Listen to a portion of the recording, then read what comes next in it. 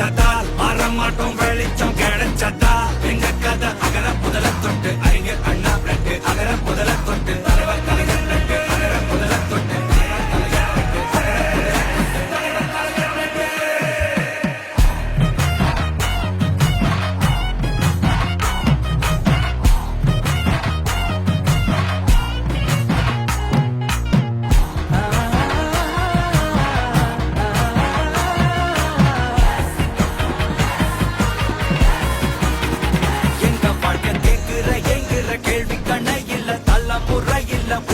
தலைவண்டா சொன்னதெல்லாம் செஞ்சு முடிச்சு சிரிச்ச தலைவண்டா